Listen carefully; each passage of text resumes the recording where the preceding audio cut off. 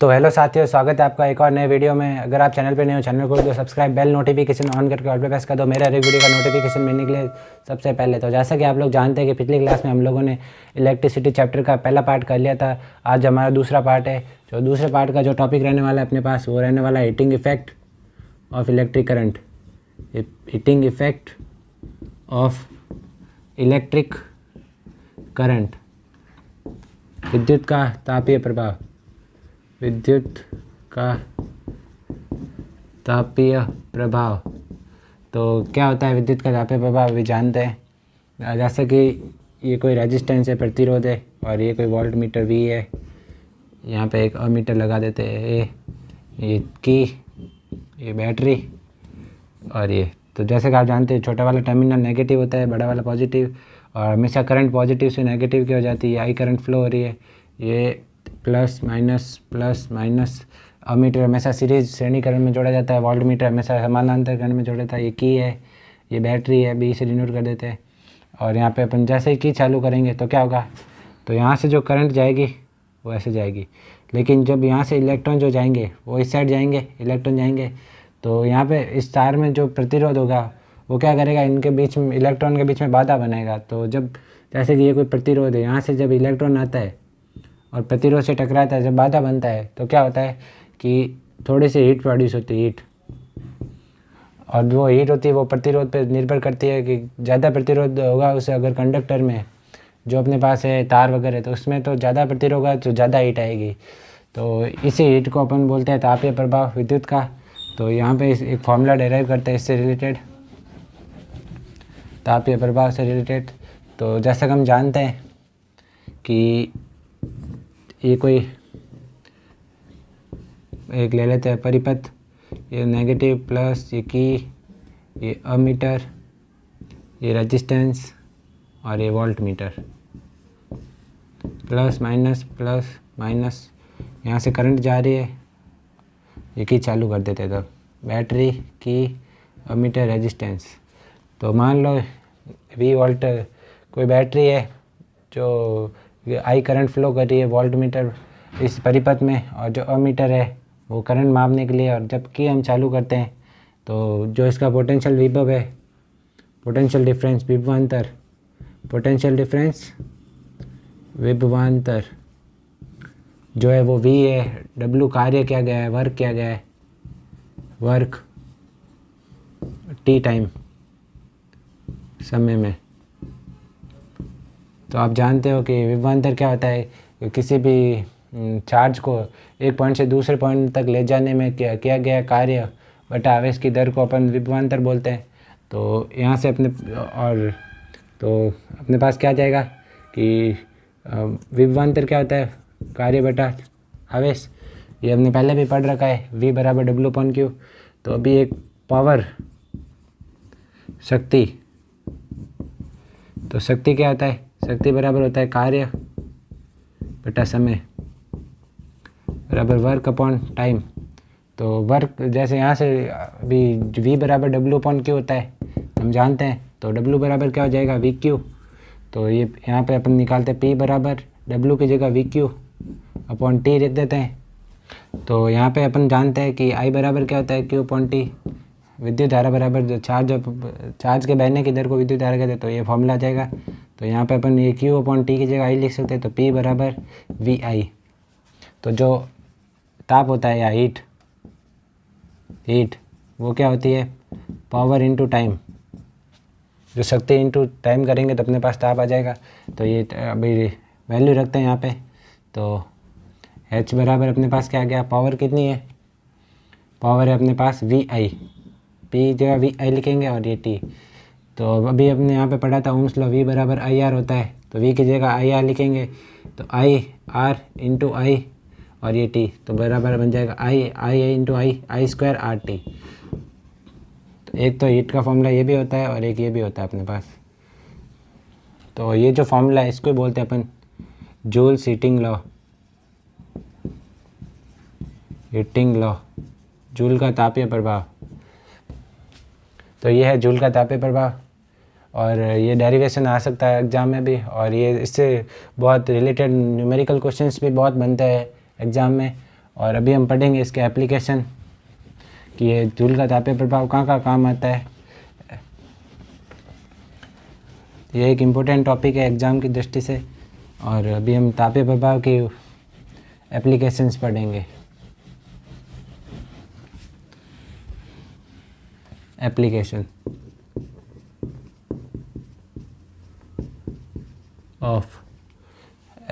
Of heating effect of electric current. तो application मतलब कहाँ पे काम आता है, मतलब क्या क्या चीज़ें बनाई जा सकती है।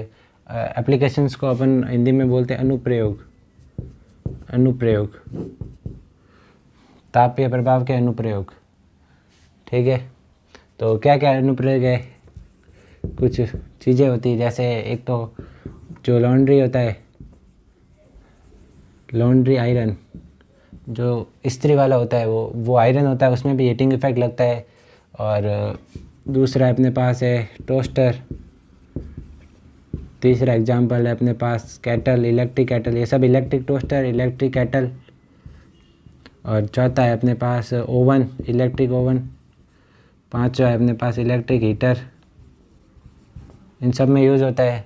इन सब में क्या होता है कि जो हाई टेम्परेचर, जिन मेटल्स का हाई टेम्परेचर होता है, जैसे टंगस्टन वगैरह का, तो टेम्परेचर जिसका हाई होता है टेम्परेचर, तो वो क्या आसानी से पिघलते नहीं है, तो गर्म हो जाते हैं, लाल लाल हो जाते हैं, तो उससे हीट प्रोड्यूस होती है। उससे अपन इन सारी मशीनें उसी हीटिंग इफेक्ट के ऊपर काम करती है। एक और होता है जो होता है फ्यूज़। तो फ्यूज़ बेसिकली क्या होता है, आपने घरों में देखा होगा, पुराने घरों में यहाँ पे एक सर्किट होता था ऐसा, उसके अंदर यहाँ पे एक सर्किट रखते थे और यहाँ से ये स्विच होता था। तो ये स्विच हमेशा ऊपर की साइड ही रहता था ऐसे। तो जब भी क्या होता था कि ज़्यादा यहाँ से, ये मान लो घर से कनेक्ट था अपना है, तो जब भी यहाँ पे मतलब नॉर्मल करंट आती थी तब तक तो ये ठीक था, मतलब ये सॉलिड फॉर्म में रहता था। जो अपन लेते थे मेटल यहाँ पे, जो तो उसका टेम्परेचर कितना मतलब बॉइलिंग पॉइंट, मतलब मेल्टिंग पॉइंट जो होता है ना, वो बहुत लो होता है। तो यहाँ से जब इलेक्ट्रिक करंट ज़्यादा आती है तो क्या होता है, ये यहाँ से हीटिंग इफेक्ट आता है, हीटिंग के कारण ये पिघल जाता है और यहाँ से ये सर्किट टूट जाता है। तो जो करंट होता है ना, वो मतलब नुकसान नहीं करता है घर को। ये सर्किट टूट जाता है अपने पूरे घर का और ये करंट फ्लो होना बंद हो जाती है। तो अभी आगे बढ़ते हैं। जो हमारा चैप्टर का लास्ट टॉपिक है वो है पावर, इलेक्ट्रिक पावर। तो क्या होता है इलेक्ट्रिक पावर, अभी बताते हैं। इलेक्ट्रिक पावर, विद्युत शक्ति। अभी हमने पढ़ा था कि पावर बराबर क्या होता है, P बराबर होता है वर्क अपॉन टाइम।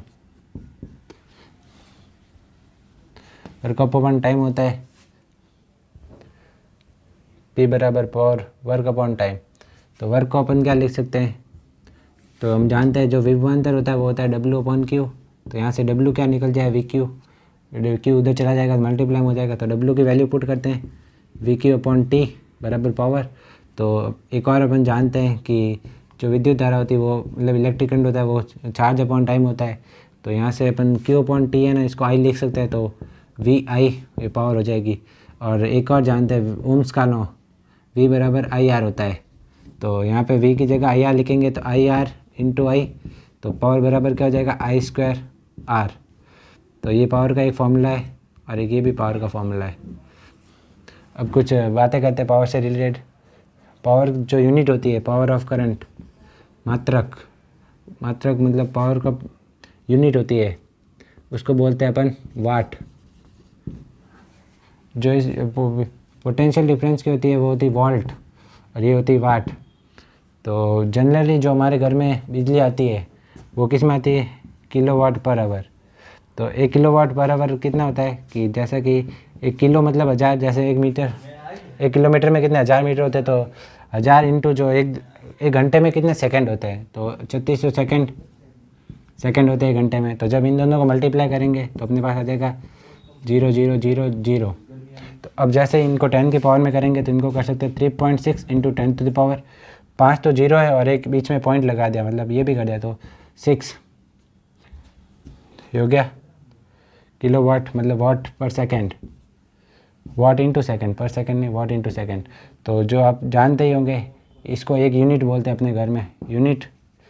अब आपके घर में जो मीटर होता है उसमें बिल आता है ना, ये कितने यूनिट बिल आया, तो वो एक यूनिट होता है 1 kWh, तो वो उसमें इतने जूल एनर्जी होती है, 3.6 × 10⁻6 जूल। तो जूल को अपन क्या लिख सकते हैं, वाट पर सेकंड भी लिख सकते हैं। एक और चीज़ है कि जैसे कहीं पे भी होता है 1 हॉर्स पावर, तो हॉर्स पावर में कितने वॉल्ट होते हैं, 746 वाट। एक हॉर्स पावर में 746 वाट होते हैं। तो इससे रिलेटेड कुछ क्वेश्चंस आ सकते हैं न्यूमेरिकल्स।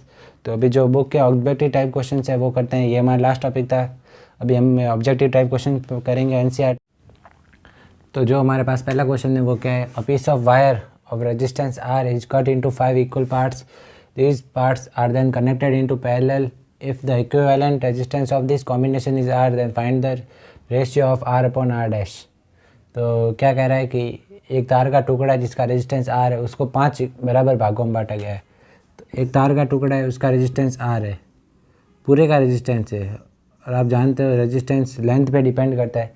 तो 5 इक्वल पार्ट्स में बांटेंगे, तो ये पूरा आर था, तो ये इन सब का रेजिस्टेंस क्या हो जाएगा, R/5, R/5, R/5, R/5 और R/5। 5 इक्वल भाग में बांटा गया है। और आगे क्या कह रहा है कि उन सबको किस में जोड़ा है, पैरेलल कॉम्बिनेशन में, कनेक्टेड टू पैरेलल, मतलब समानांतर जोड़े गए। जैसे ये अपना आर, ये अपना आर, ये और ये 5 इक्वल पार्ट्स में पैरेलल कॉम्बिनेशन में भागा गया है। If the equivalent resistance of this combination is R dash, तो जो इक्विवेलेंट है, इक्विवेलेंट रेजिस्टेंस बराबर आर डैश है, जो परिणामी है, परिणामी वो क्या है, अपना आर डैश है। तो हम जानते हैं जब मतलब जो एक का रेजिस्टेंस होगा वो R/5 होगा, ये भी R/5, R/5, R/5 और R/5, क्योंकि 5 इक्वल भाग में बांटा गया है। तो इन सबको जब जोड़ेंगे तो वापस अपना आर आ जाएगा। तो अभी क्या है, हम जानते हैं कि जब पैरेलल कॉम्बिनेशन मतलब समानांतर क्रम में हो तो उसका फॉर्मूला क्या होता है अपने पास, 1/r डैश बराबर 1/r1 plus 1/r2 plus 1/r3 plus 1/r4 plus 1/r5। तो ये हो जाएगा अपने पास 1/r1। ये सब तो अपने पास R1, R2, R3 इक्वल ही है, तो इन सब को लिख देंगे 1/r/5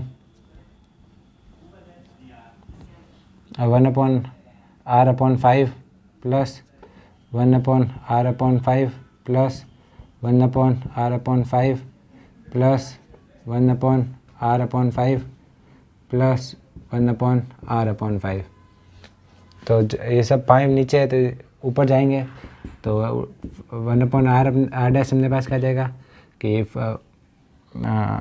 R/5 सब में से कॉमन ले लिया, तो ऊपर कितना बच जाएगा, 1 प्लस 1 प्लस 1 प्लस 1 प्लस 1। तो ये सब हो जाएंगे तो अपने पास आ जाएगा जो R डैश आएगा वो कितना आएगा अपने पास, जब इन सब में से ऊपर लेंगे, यहाँ पे रिफ्लेक्शन बढ़ रहा है इसलिए मैं थोड़ा ऊपर लिख रहा हूँ। तो R डैश बराबर क्या जाएगा, 1/r डैश, तो 1/r डैश है ना ये, तो ये बराबर क्या जाएगा 1 प्लस 1 प्लस 1 5/r/5। तो जब ये ऊपर जाएगा तो 1/r डैश बराबर 5/1 इंटू ये ऊपर गया तो उल्टा हो जाएगा 5/r। तो 1/r डैश बराबर 25/r। तो ये r इस साइड ऊपर चला गया तो क्या जाएगा r/r डैश बराबर क्या जाएगा 25। तो जो ऑप्शन में 25 दे रखा है, मतलब यही रेशियो पूछा है कि find the ratio of r/r dash. r/r dash का रेशियो निकालना, तो r/r डैश का रेशियो 25 आया, तो जहाँ पे भी 25 आंसर है वो टिक कर देना। तो अभी आगे बढ़ते हैं अभी दूसरे क्वेश्चन के। तो ये रहा हमारा दूसरा क्वेश्चन क्या कर रहा है, which of the following term do not represent the electric power in a circuit. मतलब कि इनमें से जो इलेक्ट्रिक पावर का फॉर्मूला है वो कौन सा गलत है, डज नॉट रिप्रेजेंट, तो कौन सा फॉर्मूला है वो गलत है इलेक्ट्रिक पावर का। तो जैसे कि हम जानते हैं पावर बराबर क्या होता है, वर्क अपॉन टाइम। तो वर्क अपने पास क्या था, वी क्यू अपॉन टी। तो क्यू अपॉन टी था, तो यहाँ पे अपन को पता है डब्ल्यू बराबर वी क्यू होता था, और आई बराबर क्या हो जाता है, क्यू अपॉन टी। यहाँ पे डब्ल्यू की जगह वी क्यू लिखा और आई बराबर क्यू अपॉन टी होता है, तो यहाँ पे वी आई आ गया अपने पास। पहला रिलेशन आ गया ये अपना कि पावर बराबर वी आई तो होता है, मतलब ये तो सही है। अब जो दूसरा है, जब वी की जगह हम क्या पुट करेंगे, वी बराबर आई आर होता है ना, वी बराबर आई आर, तो वी की जगह आई आर पुट करेंगे तो ये बन जाएगा आई स्क्वायर आर। एक तो आई है और एक आई आर हो जाएगा, तो आई स्क्वायर आर हो जाएगा। तो ये दूसरा है, इसको भी हम लिख सकते हैं। जो तीसरा है उसको मतलब कि इसमें है ना वी आई है, तो यहाँ पे आई निकालेंगे तो आई क्या हो जाएगा, आर वी अपॉन आर हो जाएगा, आर डिवाइड में चला जाएगा। तो अब जो यहाँ पे है वी आई, तो इसमें आई की वैल्यू पुट करेंगे अपन, तो क्या जाएगा अपने पास, वी इंटू आई कितना है, वी अपॉन आर, तो वी अपॉन आर, तो ये क्या जाएगा वी स्क्वायर अपॉन आर। तो ये अपने पास तीसरा बन जाएगा, मतलब ये तीनों तो आ रहे हैं। ऐसा अभी कुछ भी पुट करो, ये आई आर स्क्वायर नहीं आएगा इसमें, ये तीनों तो आ रहे हैं। तो इसका जो आंसर होगा, which of the following term do not represent the electric power in a circuit, तो उसका हो जाएगा बी, आई स्क्वायर आर, मतलब ये पावर का फॉर्मूला नहीं है, बाकी तीनों पावर के फॉर्मूले हैं। तो ये था आपका दूसरा क्वेश्चन। अभी बढ़ते हैं तीसरे क्वेश्चन की ओर। तो यहाँ पे दे रखा है इलेक्ट्रिक बल्ब इज रेटेड, ये तीसरा क्वेश्चन है। यहाँ पे इसमें क्या दे रखा है, electric bulb is rated 220 volt at 100 watt when it is opened on 110 volt then power assumed will. तो ये कह रहा है कि जब एक बल्ब को हमने 220 वोल्ट की बिजली देते हैं तो वो 100 वाट करंट खाता है, तो 110 वोल्ट पे कितना वाट करंट खाएगा। तो यहाँ पे अपने पास फॉर्मूला होता है P बराबर वी स्क्वायर अपॉन आर होता है। तो ये फॉर्मूला क्यों लिया, क्योंकि अपन को P और V दे रखा है, तो उसे हम पहले R निकालेंगे। तो R बराबर क्या हो जाएगा अपने पास, वी स्क्वायर अपॉन P। तो वी स्क्वायर कितना हो जाएगा, 220 का स्क्वायर बटा P कितना 100, तो ये हो जाएगा अपने पास 220 इंटू 220 अपॉन 100, 0 से 0, 2 0 कैंसिल हो गए।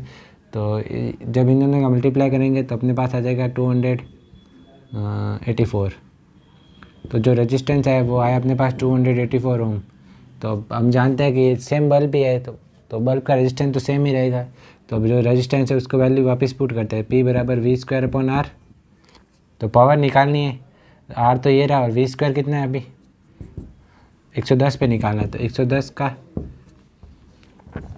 स्क्वायर बटा आर कितना है 484, तो ये हो जाएगा 110 इंटू 110 अपॉन 484, तो हो जाएगा अपने पास 121 इंटू 100, मतलब 0 0 साइड में ले लिया 100, और 11 इंटू 11 121 बटा 400, ये तो 121 का भाग इसमें जाता है 4 बार, और तो हो जाएगा अपने पास 100/4, तो पावर होगी, और 100/4 कितना होता है 25, तो 25 वाट।